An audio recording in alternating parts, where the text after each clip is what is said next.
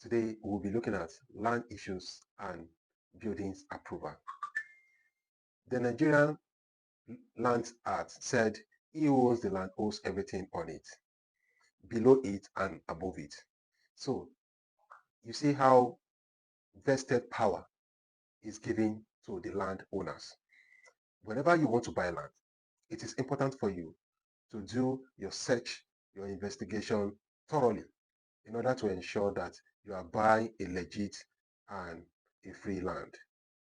Buying land from multiple owners or families can have many issues. In families, what they might come back and start claiming that the party that sell the land to you don't have rights to sell the land. You have to start negotiating with the new party that comes up, and this is a game between them, and this will keep going on and on.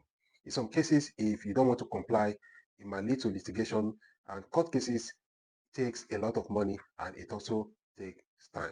So you want to do your proper investigation before you put your hard-earned money into such ventures. So also, if you are buying land from the Omonile, this is where the bigger problem also comes in. You have to ensure that you do your search and ensure that every party that might want to lay claims to the land in the nearest future are being investigated.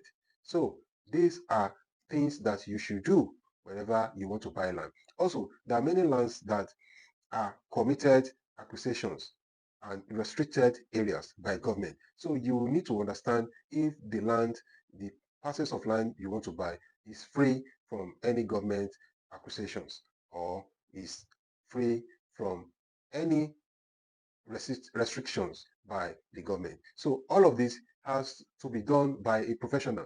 You barely can do all of this search by yourself. You need to hire a professional surveyor and also a lawyer that can help you do this search.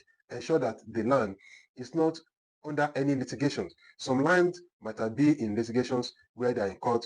One party has sold the land and they are in court. Another party comes up because they gotten judgment from the lower court and they want to sell to you, showing you the document from a lower court, until such cases has gone all the way to Supreme Court and the judgment has been given.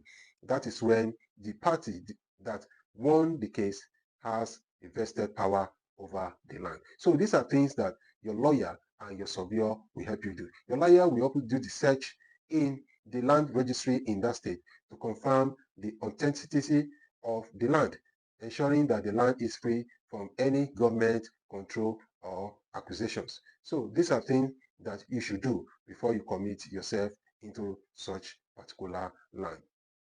If you commit yourself into a land and the owner comes and tell you you should move your building, to be honest, it is not easy to move a building except if it is a prefabricated buildings. Maybe it's a steel building that you can dismantle and move away. So you can just count your loss in that particular regard. So you will need to carefully do your searching and investigations of the land before you actually put in your other money into it.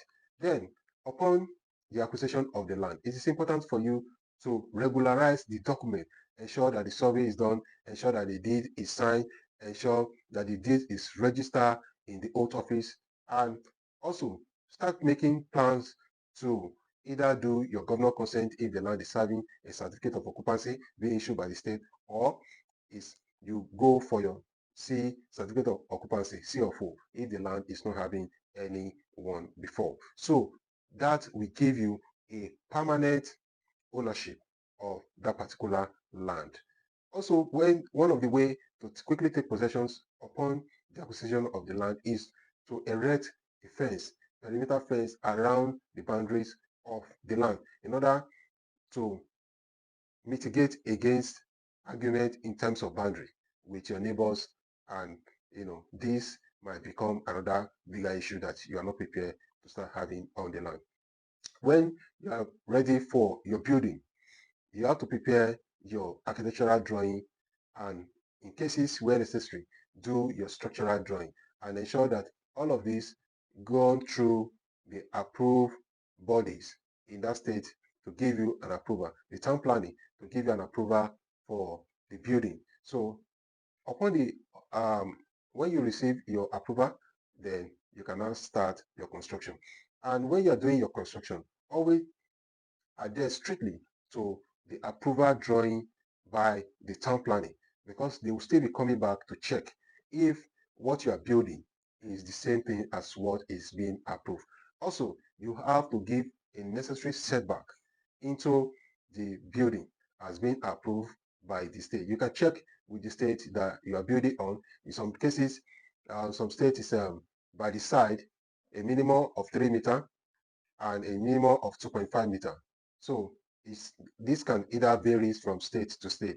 3 meter, 2.5 meter, 1.8 meter, 2 meter as setback on side and the back. While in the front, maybe like 6 meter, 4 meter, depending. So you have to ensure that you follow all of these strictly. So I hope you learned something today. Please do well to subscribe to this channel so that you get notification whenever I drop a new video. I'll see you on the next one. Thank you.